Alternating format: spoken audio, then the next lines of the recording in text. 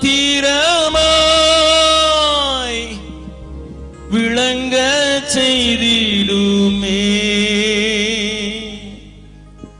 தடைகள் யாவும் நீக்கி என்னை தம்மை போல் மாற்றிடுமே. உடைத்து என்னை உந்தனுக்கே உடமையாக்கிடுமே.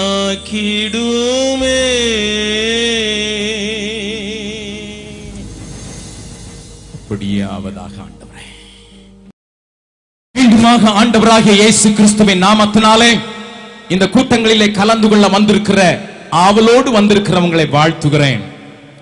இந்த கூட்டங்களுக்காக நான் தேவ சமூகத்திலே பல நாட்கள் காத்து கிடந்த போது ஆண்டவர் எனக்கு மறுபடியும் சொன்ன ஒரு காரியம், எரேமியா தீர்க்கதரிசியின் 15வது அதிகாரம் 19வது வசனத்தின் நடுவிலே காணப்படுகிற ஒரு காரியத்தை மீண்டும் எனக்குள்ளே அவர் எரிய பண்ணினார் என்று சொல்லுவேன்.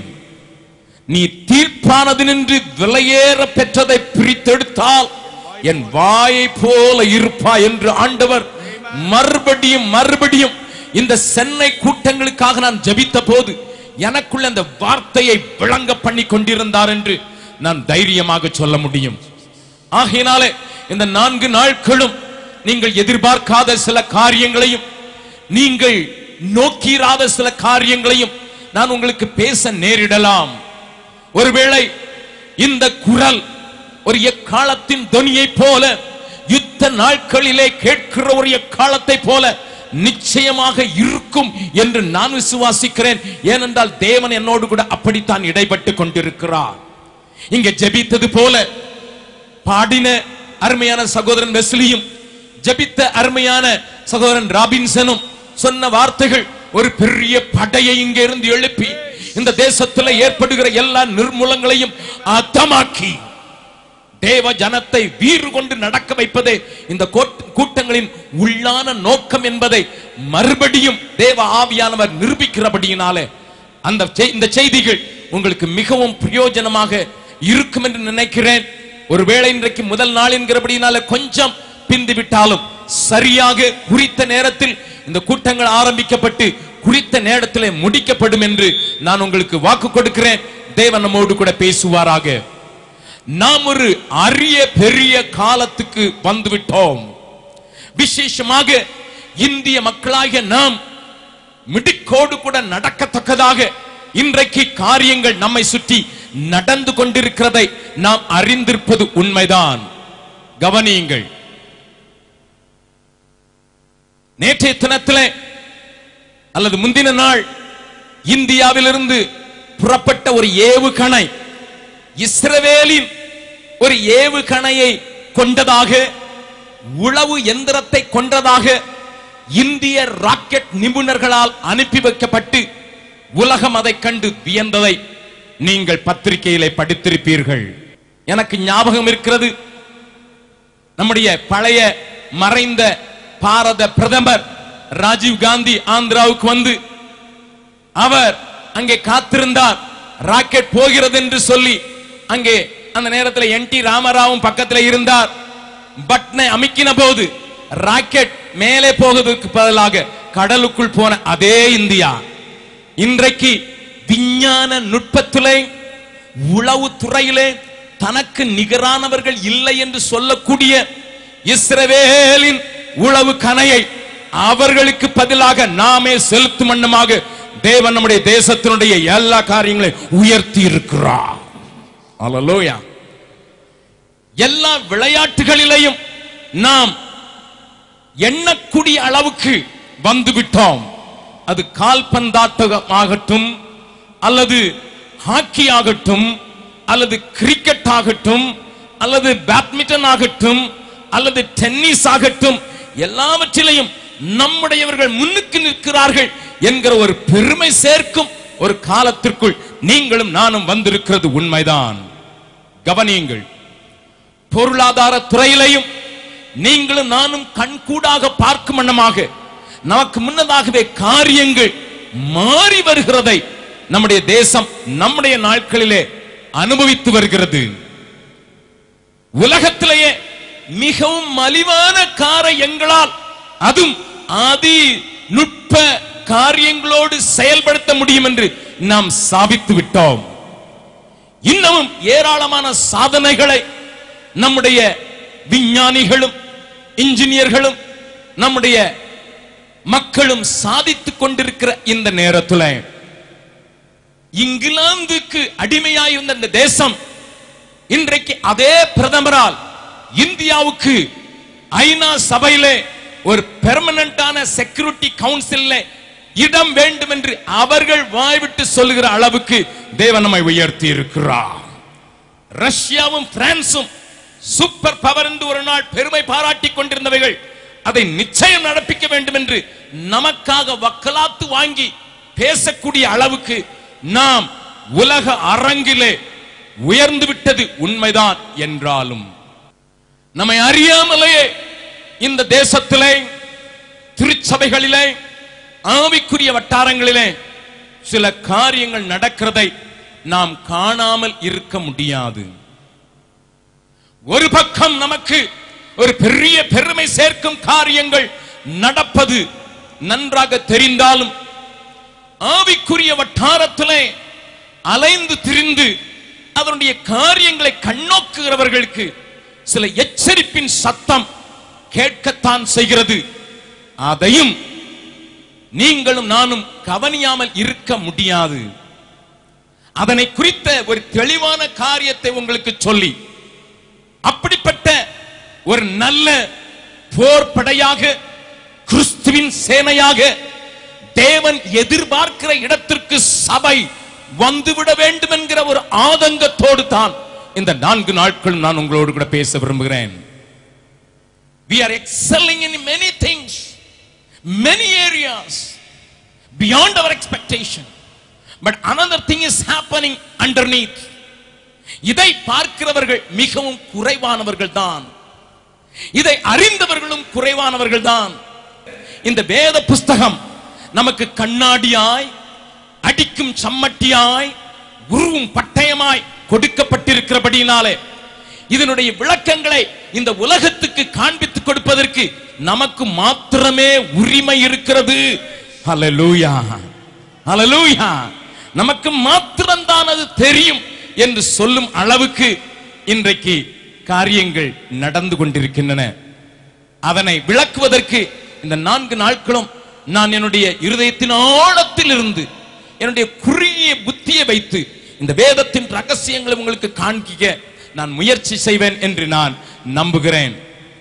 என்னை கேட்கிற அருமையானவர்களே, தேவன் நமக்கு எழுதி கொடுத்திருக்கிற இந்த வேதத்தின் மகத்துவத்தை புரிந்து கொண்டவர்கள் மிகச் சிலரே. ஒருவேளை இந்த வேதத்தை தூக்குகிற வேதக்காரர்கள் என்று நாம் அழைக்கப்பட்டாலும் இதனை புரிந்து கொண்டவர்கள் மிகச் சிலரே. இந்த 4 நாள் கூட்டங்கள் உங்களை வேத பிரியராய் மாற்றிவிடும் என்று நான் விசுவாசிக்கிறேன். வேதத்திலே ஊறுகிற மக்களாக நீங்கள் மாற்றி இந்த வசனங்களை புரிந்து கொள்ளுகிற ஞானிகளாக மாற்றிவிட வேண்டும் என்ற ஜெபத்தோடு நான் உங்களுக்கு முன்னதாக நிற்கிறேன். நம் கையில் இருக்கிற வேதத்தை குறித்து நான் உங்களுக்கு சொல்வேன் என்றால் அது உங்களுக்கு ஆச்சரியமாக இருக்கும். இந்த கூட்டங்களுக்கு வருவதற்காக அல்லது தமிழ்நாடு கூட்டத்திற்கு வருவதற்காக நான் புறப்படுகிற நேரத்தில் எனக்கு திடீரென்று ஒரு டெலிபோன் வந்தது. அந்த டெலிபோனிலே என்னோடு கூட பணி செய்து பீகாரிலே தேவன் தந்த முதல் கனியை அவருடைய 53வது வருடத்திலேயே மரணம் அவரை சந்தித்தபடியினாலே அவரை புதைத்துவிட்டு நானும் என் மனைவியும் கடந்து வந்தோம். ஒருவேளை என் மனைவி மறுபடியும் பீகாருக்கு போய்விட்டாலும் நான் இங்க தமிழ்நாட்டிலே ஊழியத்து நிமித்தம் நின்றிருக்கிறேன். நீங்கள் கேட்பீர்கள், ஐயா இதுல என்னையா பெரிய விசேஷம் என்று. அந்த முதல் கனியாகிய அந்த சகோதரன், அவனுடைய முதல் பெயர் சிவநாத். சிவநாத் என்று சொல்லப்படுகிற அந்த மனுஷனை 4-5 பேரோடு தான் நான் முதலாவது சந்தித்தேன். தேவன் என்னை ஒரு நாள் ஜெபித்துக் கொண்டிருக்கும் போது பாபுவா என்கிற பட்டணத்திற்கு போய் என்றார். அந்த பட்டணத்தில் அருமை சகோதரன் ஜிபிஎஸும் பேசி இருக்கிறார். அந்த பட்டணத்துக்கு போய் என்று சொன்னபோது நான் அதை அறியாமலேயே என்னுடைய தெரிந்த நண்பர்களுக்கு கடிதத்தை எழுதினேன். அவர்கள் ஜெபித்தார்கள். ஆண்டவர் செப்டம்பர் மாதத்திலே பேசினார். டிசம்பர் மாதத்தில் தான் அந்த பட்டணம் எங்கே இருக்கிறது என்று போய் பார்த்து ஜனவரி மாதத்திலே ஒரு 4 நாட்கள் கூட்டம் நடத்துவதற்கு தனி மனிதனாய் யாரும் துணை இல்லாதவனாக கடந்து சென்றிருந்தேன். அந்த நாட்களிலே எனக்கு உதவிக்கு கிடைத்தது ஒரு 8 வயது பையன், ஒரு 7 வயது பையன். அவர்களுக்கு கொஞ்சம் சாக்லேட்டை வாங்கி கொடுத்து கொண்டு அவர்களோடு இரவு முழுவதும் நோட்டீஸ் தனியாக ஒட்டினேன். கிராமங்களிலே நடந்து சென்ற அந்த கூட்டத்திற்கு நான் காரியங்களை செய்தேன். அப்படி நடக்கிற போது 4-5 வாலிபர்கள், கல்லூரி மாணவர்கள், கடைக்காரர்களை மிரட்டி காய்கறிகளை, அரிசி பருப்புகளை வாங்குகிற ஒரு சின்ன கூட்டம் என்னை சந்தித்தது. சந்தித்த போது அதற்கு தலைமையாயிருந்த இந்த சிவநாத் என்னிடத்திலே கேட்டான். என்ன கேட்டான் தெரியுமா? என்ன கேட்டான்? ஐயா, நீர் கிறிஸ்தவரா? சொல்லுகிறார்களே என்று சொன்னான். நான் சொன்னேன், கிறிஸ்தவன் மாத்திரமல்ல, கிறிஸ்துவை பிரசங்கிக்கும் பிரசங்கி என்று சொன்னேன். அப்பொழுது அவன் என்னிடத்தில் கேட்ட கேள்வி, உங்களிடத்தில் வேத புஸ்தகம், கிறிஸ்தவர்களின் வேத புஸ்தகம் இருக்கிறதா என்று கேட்டார். நான் ஆம் என்றேன். எங்கே என்றார். என்னுடைய பையிலே, தோல் பையிலே இருந்த புஸ்தகத்தை எடுத்துக் கொடுத்த போது என் கையிலிருந்து வலுக்கட்டாயமாக பிடுங்கி அதை மாறி மாறி முத்தமிட்டார். நான் சொன்னேன், இதை முத்தமிடாதீர்கள், என்ன வேண்டும் என்று சொல்லுங்கள் என்று அவரை கேட்டபோது அவர் சொன்னார், 11 வருடங்களாக நான் 5வது வகுப்பு படிக்கும் போது என்னுடைய ஆசிரியர், அவர் கிறிஸ்தவர் அல்ல, ஆனாலும் சொன்னார், எங்களுக்கு சொல்லிக் கொடுத்தார், இந்த உலகத்திலே சத்தியம் என்கிறது ஒன்று உண்டென்றால் அது கிறிஸ்தவர்களின் வேத புஸ்தகத்தில் மாத்திரமே இருக்கிறது. எப்படியாயிலும் பெற்றுக்கொள் என்று அந்த 5வது வகுப்பிலே என் ஆசிரியர் சொன்ன காரியம்தான் என்னை தொட்டது. ஆகினால் அன்றிலிருந்து நான் தேட ஆரம்பித்தேன். திருமண வீடுகளுக்கு செல்லும் போது மற்ற பட்டணங்களுக்கு நான் போனேன். பரீட்சை எழுதும் போது மற்ற பட்டணங்களுக்கு போனேன். அங்கே நான் தேடி திரிந்தேன், யாராயிலும் கிறிஸ்தவர்கள் கிடைப்பாரா என்று. எனக்கு தெரிந்த மட்டிலே ஒரு கிறிஸ்தவரையும் சந்திக்கவில்லை, ஒரு ஊழியனையும் சந்திக்கவில்லை, ஒரு ஆலயத்தை தானும் பார்க்கவில்லை. 11 வருடங்களுக்கு பிறகு உங்களை முதலாவது பார்க்கிறேன் என்று சொல்லி அந்த வேதத்தை தன்னோடு கூட அணைத்துக் கொண்டு மறுபடியும் முத்தமிட்டார். நான் சொன்னேன், இதை குறித்து நான் உங்களுக்கு சொல்லிக் கொடுக்கிறேன், வீட்டுக்கு வாருங்கள், நான் உங்களுக்கு வேத புஸ்தகம் தருகிறேன் என்று அவரை வீட்டுக்கு அழைத்து சென்று அவரை உட்கார வைத்து அவருக்கு ரட்சிப்பின் காரியத்தை சொன்னபோது கண்ணீரோடு கூட ஆண்டவரை ஏற்றுக்கொண்டது மாத்திரமல்ல, அந்த முதல் கூட்டத்திலே முதல் நாளிலேயே ஒரு குஷ்டரோகி திடீரென்று எழுந்து நான் சுகமாகி விட்டேன் என்று கத்தின காட்சியை கண்டபோது இதுவே சத்தியம் என்பது மாத்திரமல்ல, இதுவே சரித்திரம் படைக்கும் புத்தகம் என்பதையும் அவன்றைக்கு அறிந்து கொண்டார். அவர் செய்தது என்ன தெரியுமா? தன்னுடைய கல்லூரி படிப்பை தூக்கி தூர போட்டு விட்டு அவர் இடத்துல சொன்னார், அண்ணன், இனி நான் படித்து என்ன ஆக போகிறது?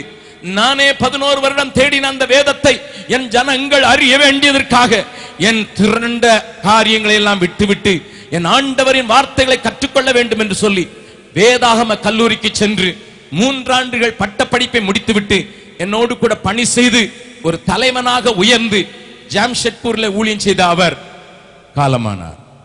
He was only 53.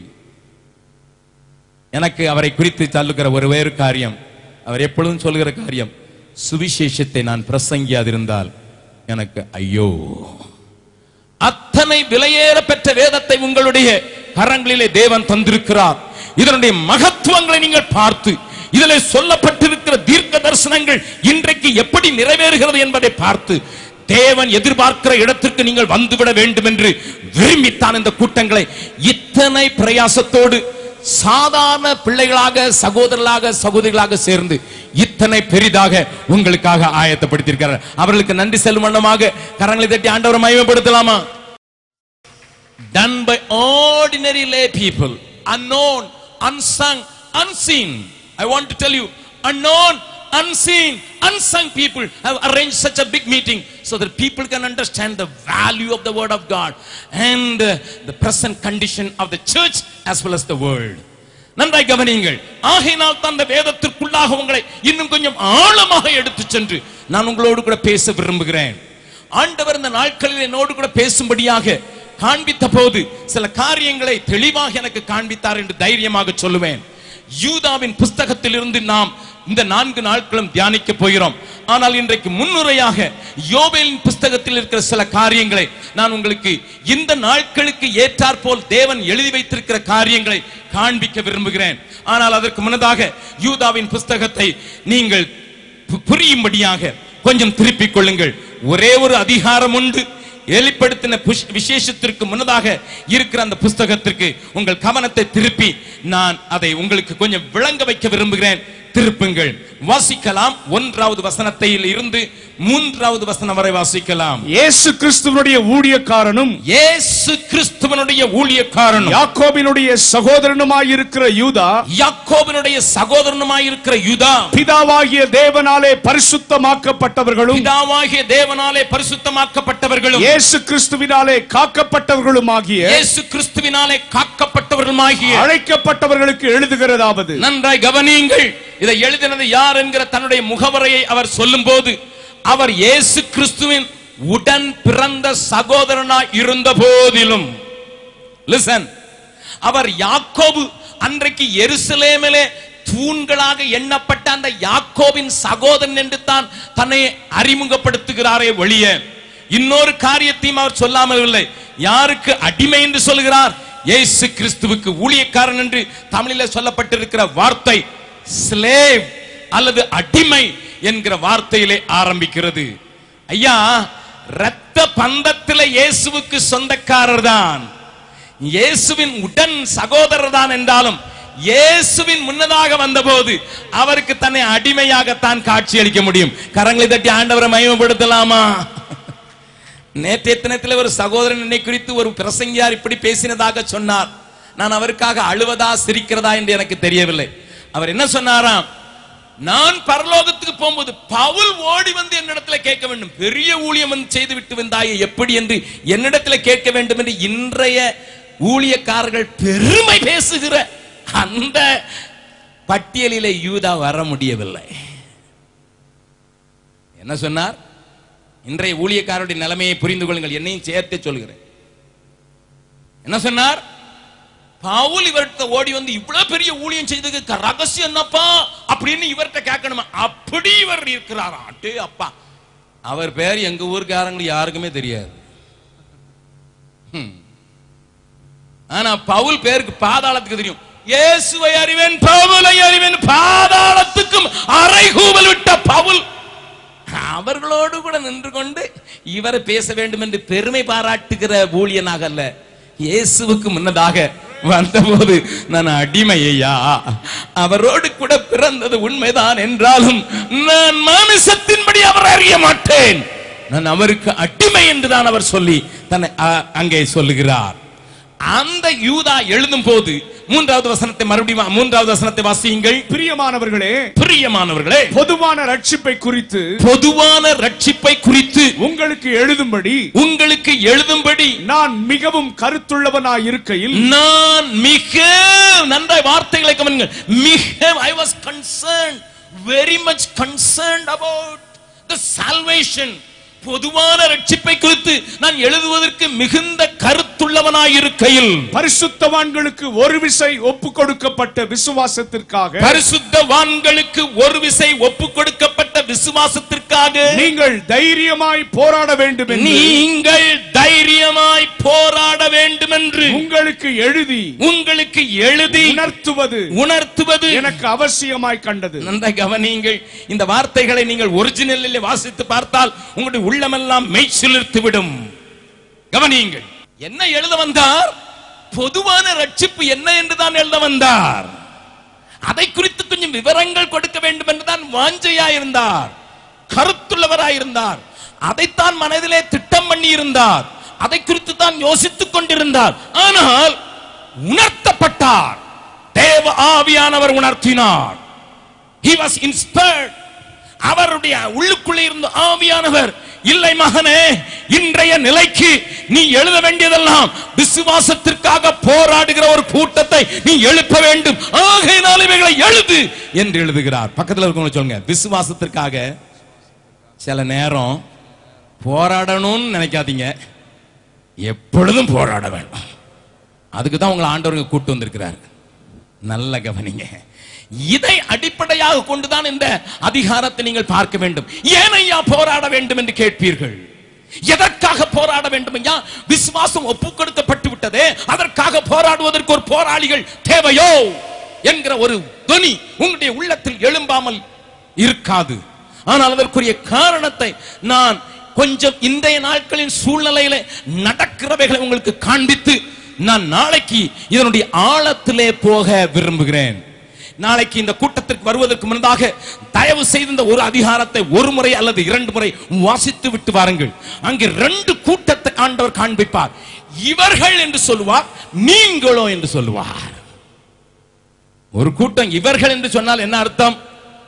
என்ன அர்த்தம்? தூரத்தில் இருக்கவங்கள, உள்ளுக்குள்ளே இருக்கிற ஆட்கள் இவர்கள். அவர்கள் என்று சொல்ல மாட்டார். நீங்கள் வாசித்து பாருங்கள் வீட்டிலே போய். நேரமில்லை, நாளைக்கு கொஞ்சம் விளங்க வைக்கிறேன். இவர்கள் என்று சொன்னால் யாரை சொல்லுவோம்? ஹலோ, அவர்கள் அந்த கேட் பக்கத்தில் நிற்கிறோம், அவர்கள் என்று சொல்லுவோம். இவர்கள் என்று இங்கே இருக்கிறவர்களை பார்த்து சொல்லுவோம். பக்கத்தில் இருக்கவங்களை பார்த்தா இவர்கள் என்று சொல்லுவோம். அங்க அவர் சொல்லி இருக்கலாம் இவர்கள் இவர்கள் இவர்கள் இவர்கள் என்று ஒரு பெரிய கூட்டத்தை காண்பித்து கொடுக்கிறார். நாளைய தினத்தில் காண்பித்து கொடுக்கிறேன். ஆனால் நம்மை குறித்து என்ன சொல்ல? நீங்களோ நீங்களோ நீங்களோ. ஓஹோ, அப்ப அங்கேயே 2 பிரிவு இருக்குது. பக்கத்தில் இருக்கவங்க சொல்லுங்க. சபைக்குள்ளே இருந்தாலும் சொல்லுங்க, சபைக்குள்ளே இருந்தாலும் 2 பிரிவு இருக்கத்தான் செய்யும். ஒன்னு இவர்கள், ஒன்னு நீங்கள். தெரிஞ்சுக்க நல்லா. அப்பதான் அந்த புஸ்தகம் நல்லா ருசிக்கும். அப்பதான் அதனுடைய நான் சொல்ல போற காரியம் தெரியும். அப்போ சபைக்குள்ளேயே இருக்கிற சில காரியங்களை எதிர்த்தே போராட வேண்டும் என்று ஒரு கூட்டத்தை ஆண்டவர் எழுப்புகிறாரோ. ஓஹோ, வெளியே போராட முன்னால உள்ளேயே போராட வேண்டிய அவசியம் இருக்குது. ஹல்லேலூயா. நல்ல கவனிங்க. உள்ள சரியா இருந்தாதான் வெளியும் சரியா இருக்க முடியும். ஹல்லேலூயா. அந்த உள்ள சரியா இருக்கிற காரியம் எதிலெல்லாம் என்பதை காண்பித்துக் கொடுப்பதற்காகத்தான் இந்த 3 நாட்கள் உங்களுக்கு ஆழமாக பேச விரும்பினேன். ஆனால் ஏனையா இந்த சந்தர்ப்பத்தை நீங்கள் எடுக்கிறீர்கள் என்று நீங்கள் கேட்டால் நான் சொல்லுவேன், அதற்கு காரணமாக சொல்லுவேன். வாசிக்கலாம் யோவேல் தீர்க்கதரிசியின் புஸ்தகம். வேகமாக சில வசனங்களை வாசிக்கலாம். யோவேல் தீர்க்கதரிசியின் புஸ்தகத்திலே ஆண்டவர் நம்மோடு கூட பேச விரும்புகிற ஒரு பெரிய காரியம்.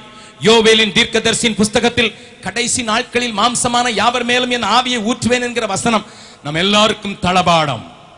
ஆண்டவர் அதை இந்த நாளில் செய்து கொண்டிருந்தாலும் அதற்கு முன்னோடியான வசனங்களை தியானித்தவர்களும் அதற்கு முன்னோடியான வசனங்களுக்கு முக்கியத்துவம் கொடுத்தவர்களும் இன்றைய நாளோடு, அதாவது கடைசி நாட்கள் என்று சொன்னாரே, அந்த நாட்களிலே முன்னோடியாய் நடக்கிற காரியங்களை புரிந்து கொண்டவர்களும் வெகு சிலரே அதை புரியும்படியாக பேச விரும்புகிறேன். 1வது அதிகாரம் வாசிக்கலாம். 2வது வசனத்திலிருந்து வாசிக்கலாம். முதியோரே, நன்றாய் கவனியுங்கள்.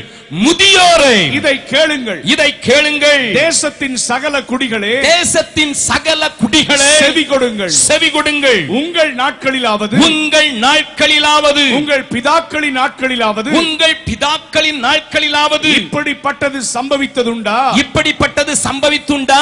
இதன் செய்தியை, இதன் செய்தியை உங்கள் பிள்ளைகளுக்கு தெரிவியுங்கள், உங்கள் பிள்ளைகளுக்கு தெரிவியுங்கள். இதை உங்கள் பிள்ளைகள், இதை உங்கள் பிள்ளைகள் தங்கள் பிள்ளைகளுக்கும், தங்கள் பிள்ளைகளுக்கும், அவர்கள் தங்கள் பிள்ளைகளுக்கும், அவர்கள் தங்கள் பிள்ளைகளுக்கும், சந்ததியாருக்கும், சந்ததியாருக்கும் தெரிவிக்கப்பட கடவர்கள். நன்றாய் கவனியுங்கள்.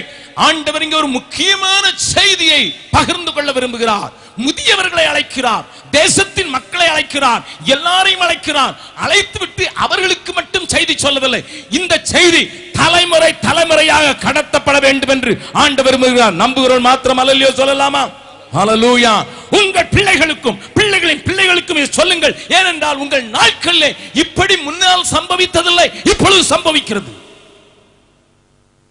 லிசன்.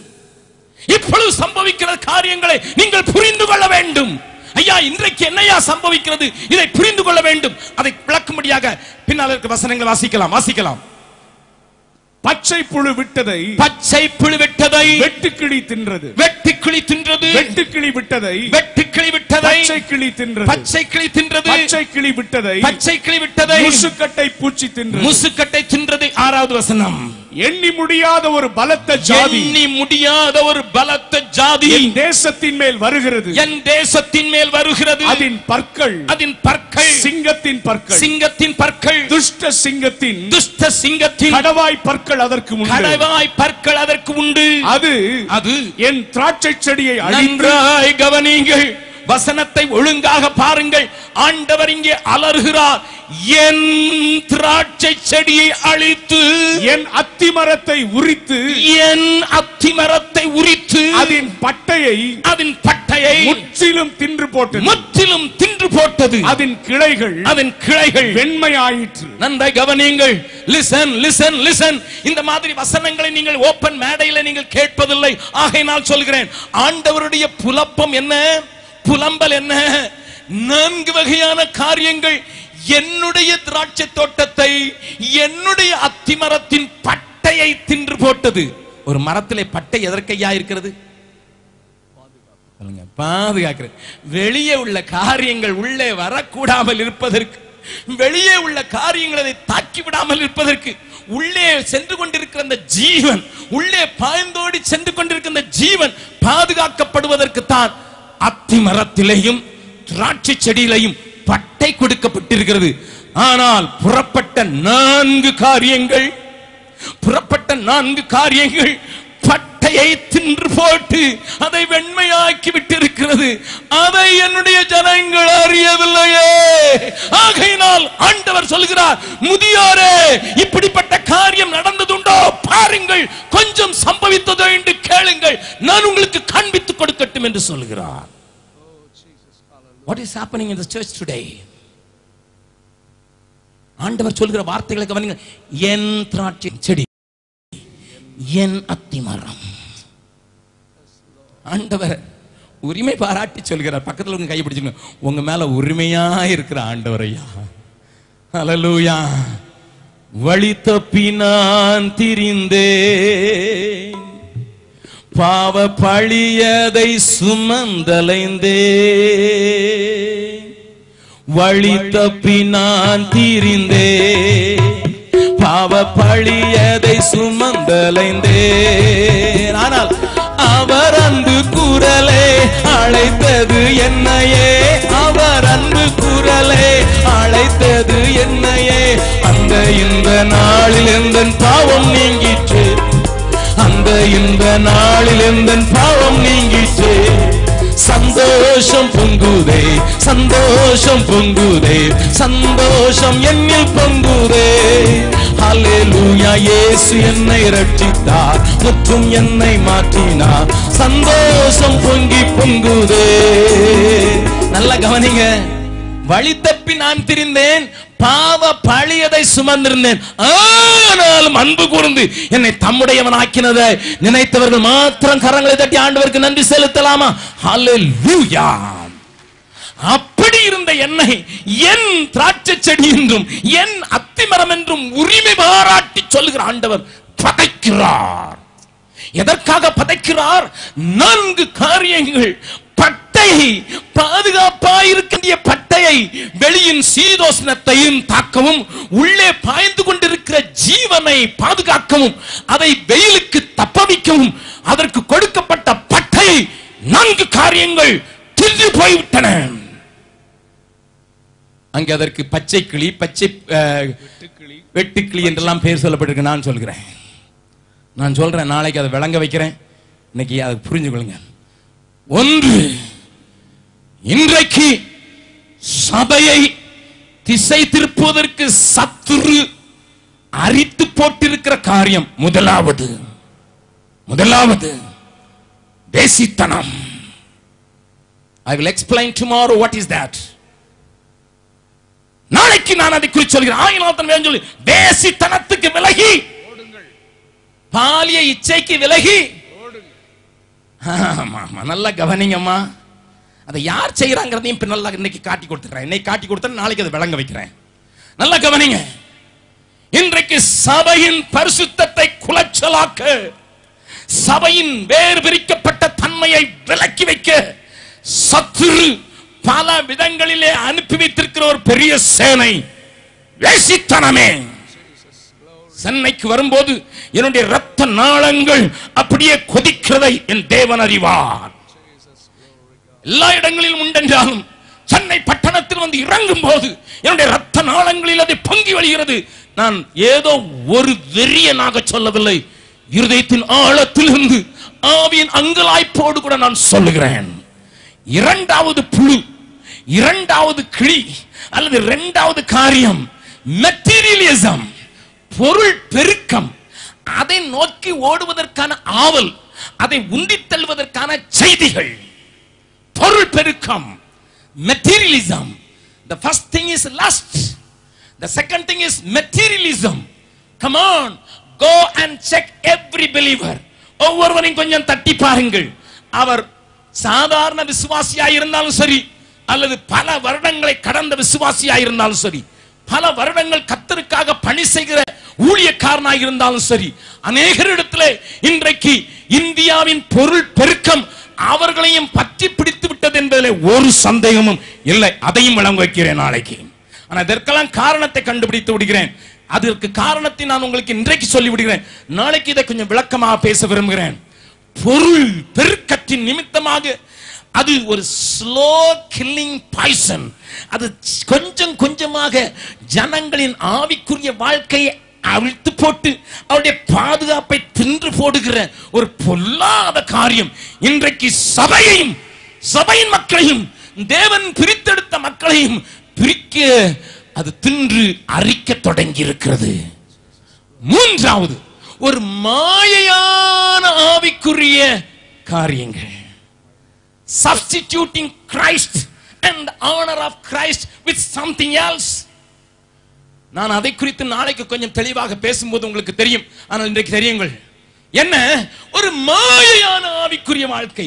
உள்ளுக்குள்ள ஒரு பலன் இல்லை, வெளியே பெரிய பரவசம், வெளியே பெரிய ஆர்ப்பாட்டம், வெளியே பெரிய கூக்குரல், வெளியே ஒரு பெரிய குதூகலம், பெரிய சத்தம், குதித்தல், ஆட்டம், பாட்டம், கொண்டாட்டம்.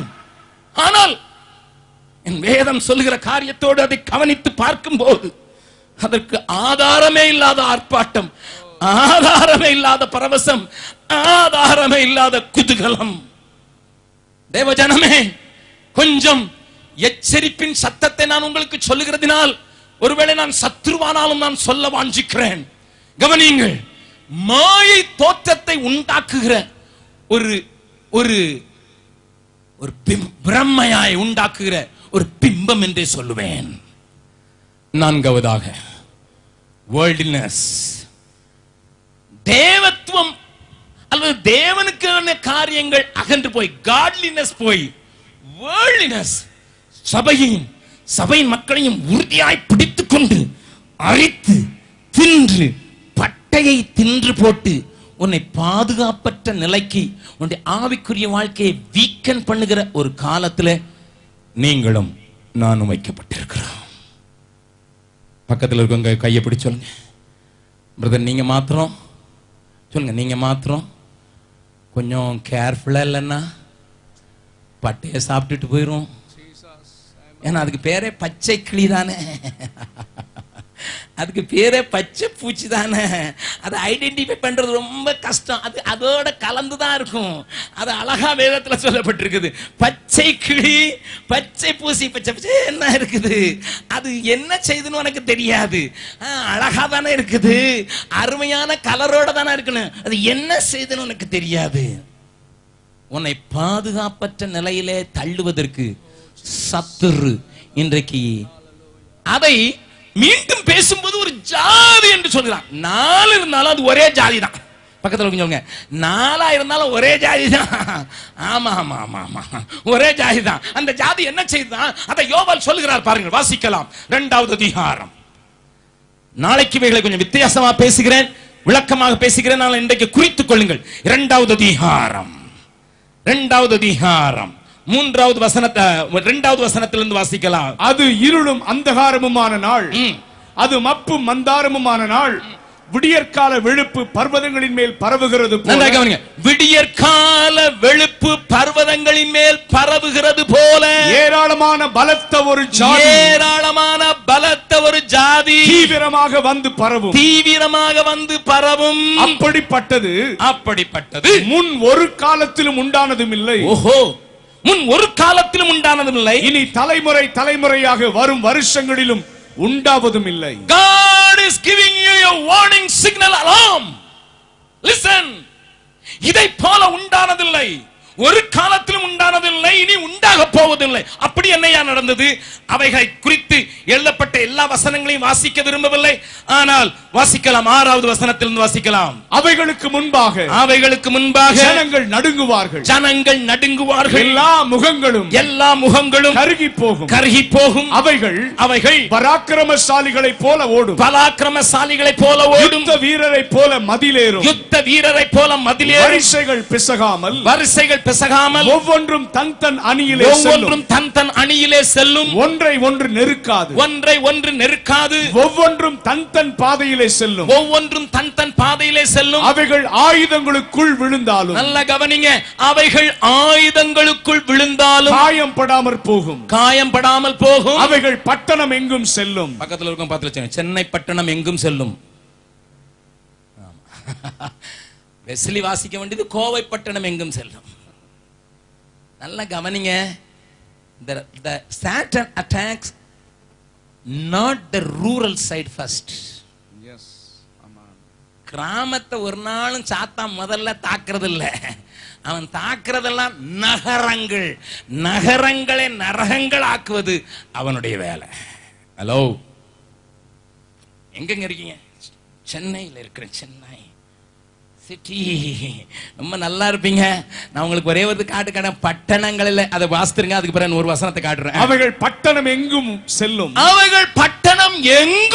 மதிலின் மேல் ஓடும், மதில் மேல ஓடும், வீடுகளின் மேல் ஏறும். எத்தனாவது பிளாட்ல இருக்கீங்க? ஹலோ, இது கிரவுண்ட் ஃப்ளோர்ல நிக்காதுங்க. நீங்க 14 மாடியில இருந்தாலும் அது மதில் மேல ஏறும். அது மாதிரி பலகனி வழியாய் திருடனை போல உள்ளே நுழையும். ஆமா ஆமா, அதனாலதான் மைக்ரோசாஃப்ட் என்ன கண்டுபிடிச்சானு தெரியல, வசனத்துல இருந்து ஒண்ணு சேர்ந்தா விண்டோஸ், அதுக்கு பேரே விண்டோஸ். அது உள்ளோடிதான் உள்ள வரும். நிறைய வீட்டுக்குள்ள விண்டோஸ் சொல்லியா உள்ள வந்துட்டு, அதையும் நாளைக்கு சொல்றேன். அல்லேலூயா, அல்லேலூயா. அது மதில்ல ஏறும், ஆயுதங்களுக்குள்ள பட்டாலும் காயம் படாமல் போகும். இந்த நாளும் சேர்ந்துகிட்டதுன்னா அது வரிசை பிசகாமல் போகும், ஒண்ணுக்கொண்ணு இடிச்சுக்காது. அழகா ஒரு 15 நிமிஷம் டிவி பார்க்கிற நேரத்துல நியூஸ் தான் பார்ப்பீங்க, ஆனா வரிசையா வருவார்கள். ஒன்றிலே ஆடை இல்லாமல் வருவாள், ஒன்றிலே ஆடை இல்லாமல் வருவான். வரிசையா தான் வரும். ஆமா, உண்மைதானே? அது ஜன்னலோடி உள்ள வந்து அது எல்லா இடத்துலயும் பரம்புது. ஜாக்கிரதை, ஜாக்கிரதை, ஜாக்கிரதை. நல்லா கவனிங்க, நான் சொல்ல போற செய்தி உங்களுக்குள்ள ஒரு நடுக்கத்தை உண்டாக்கத்தான் செய்ய போகிறதா. நான் முகவரையாகத்தான் இன்றைக்கு பேசுகிறேன். ஒரே ஜாதி தான், ஆனால் 4 வகையில வெளிப்பட போகிறது. அது வெளிப்பட்டு கொண்டு உன்னில எடுக்க விரும்புகிற காரியம் உன்னை சுற்றிலும் தேவன் வைத்திருக்கிற பாதுகாப்பு வளையத்தை உடைப்பதற்கு மாத்திரமே. தேவஜனமே, இதை சொல்லும் போது ஒருவேளை நான் ஆக்ரோஷப்பட்டாலும் உள்ளுக்குள்ளாக நடுங்குகிறேன். நான் முதலாவது சொன்னேன், சத்ருவுக்கு வேதம் கொடுக்கிற ஒரு பெயர் வேடன். ஆனா ஏன் சத்ருவ அடையாளம் காட்டி கொடுக்க முடியாதபடி நாம் அடையாளம் கண்டு கொண்டவர்கள் போராட வேண்டும் என்று யூதா எழுதுகிறார். இப்பொழுது 4வது வசனத்தை வாசிங்க. இப்பொழுது 4வது வசனத்தை வாசிங்க. யூதா 4வது வசனம். ஏன் ஐயா நீ போராட வேண்டும் என்று நான் விரும்புகிறேன். நமது தேவனுடைய கிருபையை காம விகாரத்திற்கு ஏதுவாக புரட்டி ஒன்றான ஆண்டவராகிய தேவனையும் நம்முடைய கர்த்தராகிய இயேசு கிறிஸ்துவையும் மறுதலிக்கிற பக்தி அற்றவர்களாகிய சிலர் பக்க வழியாய் நுழைந்திருக்கிறார்கள். ஏன் ஐயா நீ போராட வேண்டும்? நீ ஏன் ஐயா போராட வேண்டும்? உன் குடும்பத்தை பாதுகாப்பதற்கு, உன் சபையை பாதுகாப்பதற்கு, உன் பிள்ளைகளை பாதுகாப்பதற்கு, உன் பிள்ளைகளின் பிள்ளைகளை பாதுகாப்பதற்கு. அதனால் தான் யோவேல் எழுதுகிறார், பிள்ளைகளுக்கும் பிள்ளைகளுக்கும் சொல்லு. அவர்களை பாதுகாப்பதற்கு, அவளுக்கு சுற்றி இருக்கிற பாதுகாப்பு வளையம் அரிக்கப்படாமல் போவதற்கு நீ அவைகளுக்கு சொல்லு. அதற்காக நீ இப்பொழுது போராடத்தான் செய்ய வேண்டும். அந்த போராட்டத்திற்கு காரணம் என்ன? சிலர் எந்த வழியா வந்தாங்க சொல்லுங்க, எல்லாரும் சொல்லுங்க பார்க்கலாம். எப்படி ஐயா பக்க வழியா ஒருத்தன் வந்துட்டான்? பக்க வழியா வந்ததுக்கு காரணம் என்னையா? அதை சொல்லிட்டு நாளைக்கு விவரக்கமா பேச போறேன். பக்க வழியாய் சிலர் நுழைந்திருக்கிறார்கள் என்று சொல்வதற்கு காரணம் என்ன? காவலாளி இல்லையோ, வாட்ச்மேன் இல்லையோ. இயேசு சொல்லும் போது சொன்னார், வாசிக்கலாம். யோவான் எழுதின சுவிசேஷம் 10வது அதிகாரம். யோவான் எழுதின சுவிசேஷம் 10வது அதிகாரத்திலே ஆண்டவர் அழகான ஒரு காரியத்தை இங்கே நமக்கு விவரிக்கிறார். அதை குறித்த விளக்கத்தை கொஞ்சம் பாருங்கள்.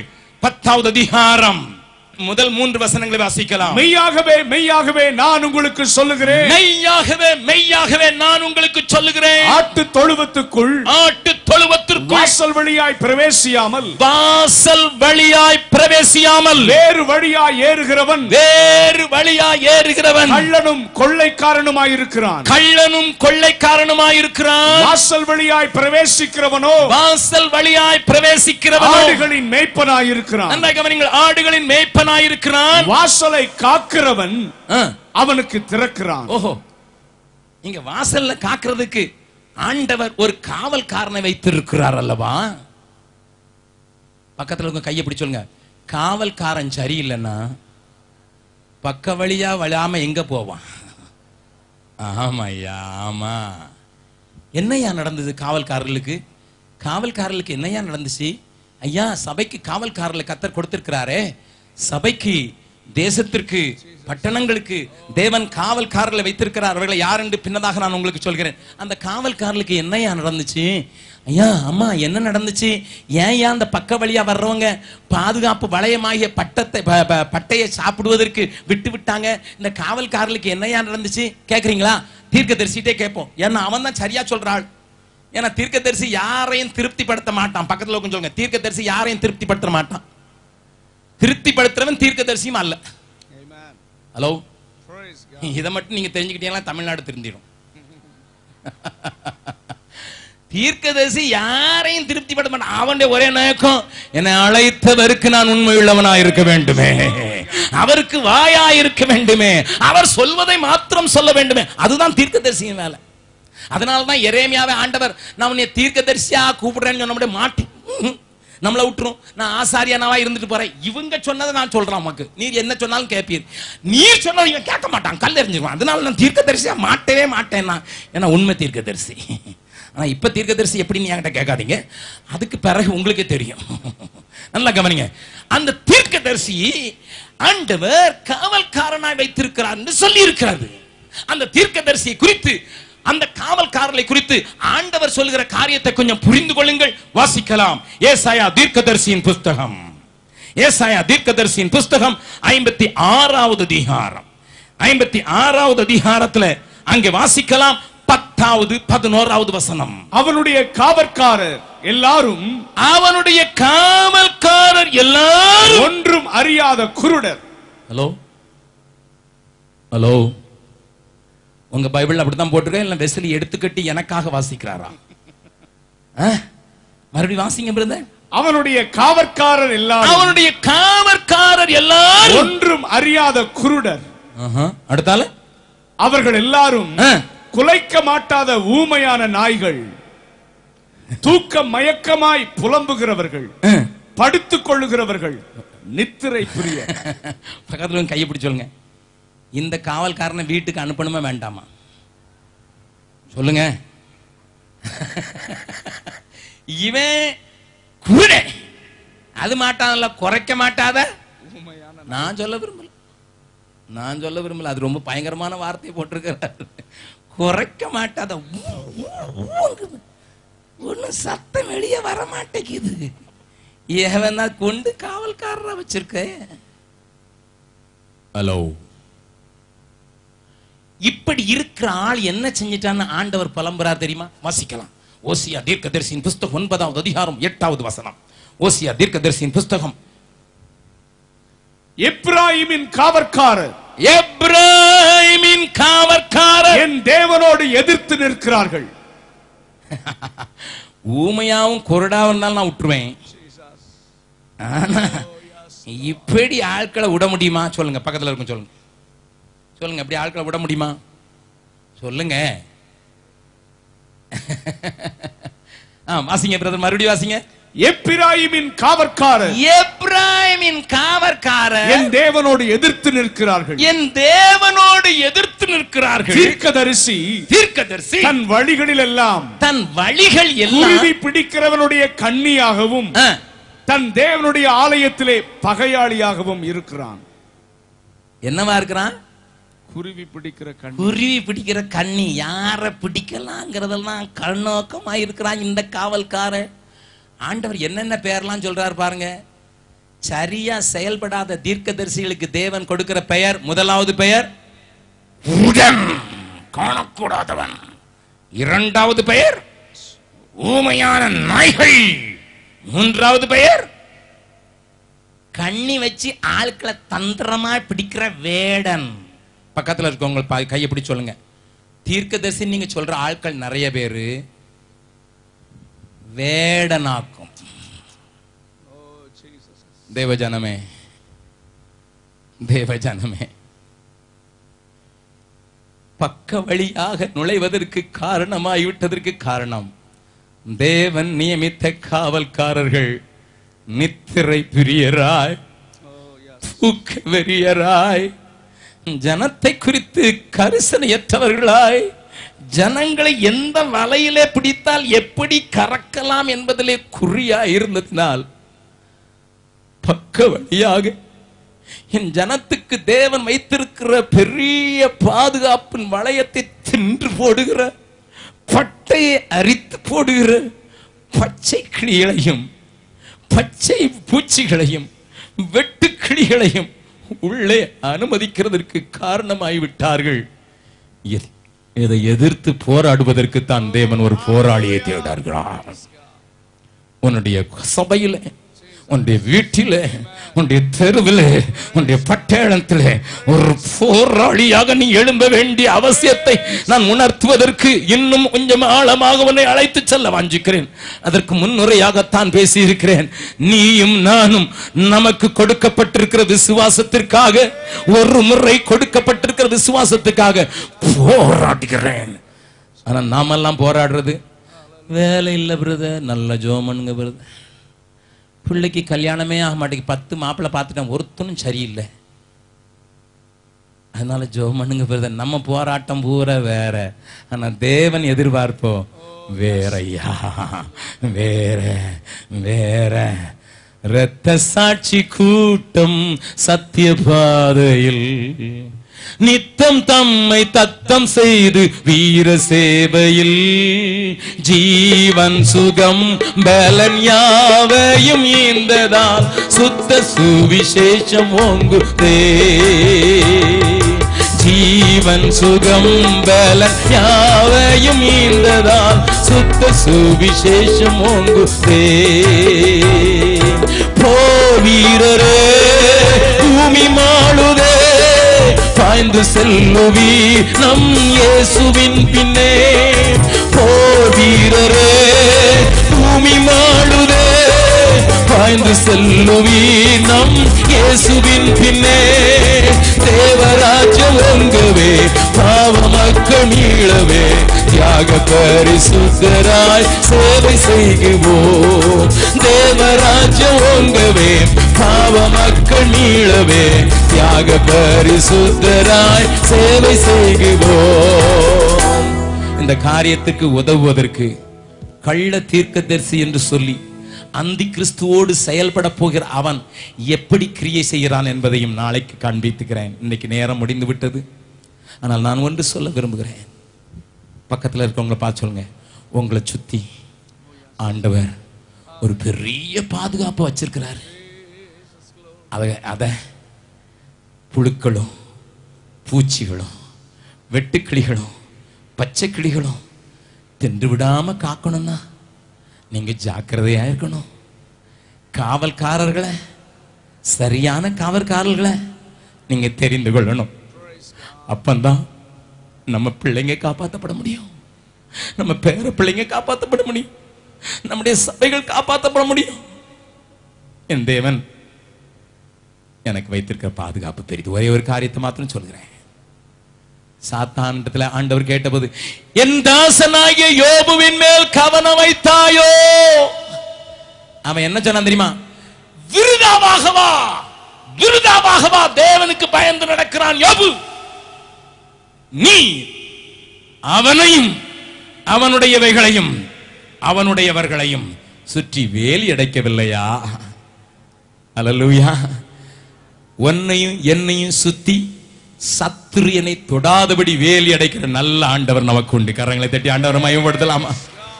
உன்னையும் உன் பிள்ளைகளை உன்னுடைய சொத்தையும் உன்னுடைய வீட்டையும் சுற்றி வேலி அடைத்திருக்கிறதை சத்துருவும் பார்த்திருக்கிறான். ஆனா இன்னைக்கு அவன் உன்னை பார்த்து என்ன பார்த்து ஆண்டவர்ட்ட சொல்றது, இவன் விருதாவாவா உங்க பின்னால இருக்கான், நீ அதை எடுத்து போடும், அப்ப பாக்குறேன்னு சொல்றான். நான் அவனுக்கு சவால் விட போகிறோம். அல்லேலூயா. ஆண்டவருக்கு யோபுவின் மேல நம்பிக்கை இருக்கு. அதை எடுத்து போட்டாலும் அவன் பயந்து நடப்பான்னு சொன்னாரு. அதை பாரி உன்னைய பார்த்து சொல்லணும், உன்னைய பார்த்து சொல்லணும், உன்னைய பார்த்து சொல்லணும், உங்களை பார்த்து சொல்லணும், உங்களை பார்த்து சொல்லணும், உங்க பிள்ளைங்களை பார்த்து சொல்லணும். இவங்களை சுத்தி போட்டிருக்கிற வேலையை சத்துரு அவன் எடுக்க சொன்னாலும் என் பிள்ளை பத்திரமாவே தான் இருக்கும், விசுவாசத்துக்கு போராடுவதற்கு கற்றுக்கொண்டிருக்கிறேன் என்று சொல்லி ஆண்டவரை மகிமைப்படுத்த போறோம். அந்த ஒரு காரியத்தை மாத்திரம் உணர்ந்தவர்களாக எல்லாரும் எழுந்து நின்று, ஆண்டவரே எங்களை சுற்றி போட்டிருக்கிற ஒரு பெரிய பாதுகாப்பு வளையம் உண்டு, அதை சத்துரு ஏதோ விதத்துல அரித்து எடுத்து போடுவதற்கு அவன் காத்து நிற்கிற காரியத்தை வேதத்தை புரிந்து கொள்வதற்கு எங்களுக்கு உதவி செய்யுங்க ஆண்டவர். ரெண்டு கரங்களையும் உயர தூக்கி நான் இன்றைக்கு ஒருவரைக்கும் அழைப்பு கொடுக்கவில்லை, ஜஸ்ட் an introduction. எல்லாரும் ரெண்டு கரங்களை உயர்த்தி என்னை சுற்றியும் என் பிள்ளைகளை சுற்றிலும் தேவன் வைத்திருக்கிற அந்த பெரிய பாதுகாப்பு வளையத்தை சத்துரு தின்று விடுவதற்கு நான் விடமாட்டேன், அதை தின்று விடுவதற்கு நான் விடமாட்டேன்.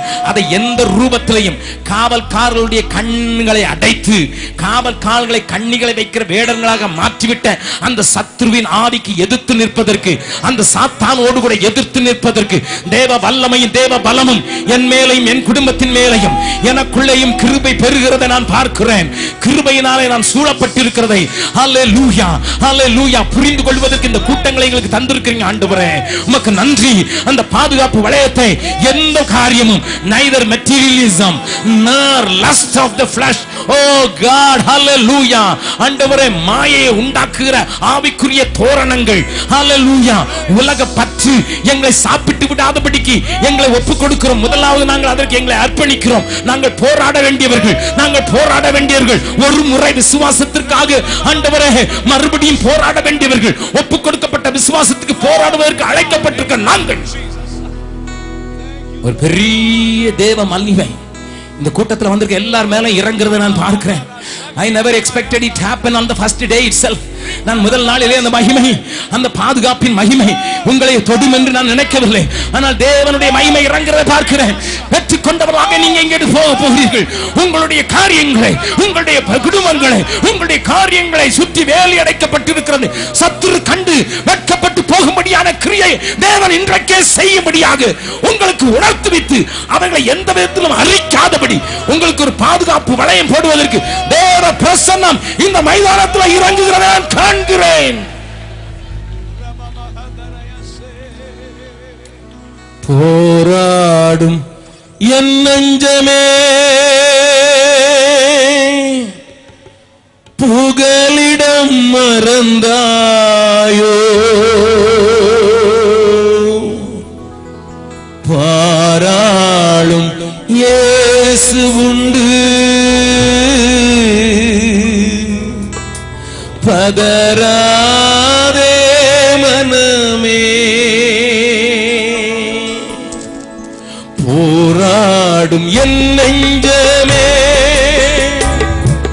புகலிடம் மறந்தாயோ, பாராளும் இயேசு உண்டு, பதராதே மனமே. பாராளும் இயேசு எங்களுக்கு உண்டையா. அந்த பாதுகாப்பை எடுப்பதற்கு சத்துரு செய்கிற எல்லா சூழ்ச்சிகளையும் ஜனம் புரிந்து கொள்வதற்கு இந்த ஆயத்த நாளிலேயே நீர் செய்துவிட்ட அந்த பெரிய பாதுகாப்பு அவளை சுற்றிலும் பிரகாசிப்பதாக தொடர்ந்து எங்களுக்கு கற்றுக் கொடுப்பீராக. அந்த பாதுகாப்போடு பிள்ளைகள் கடந்து செல்வார்களாக. இயேசுவின் மூலம் ஜெபம் கேளும் நல்ல பிதாவே.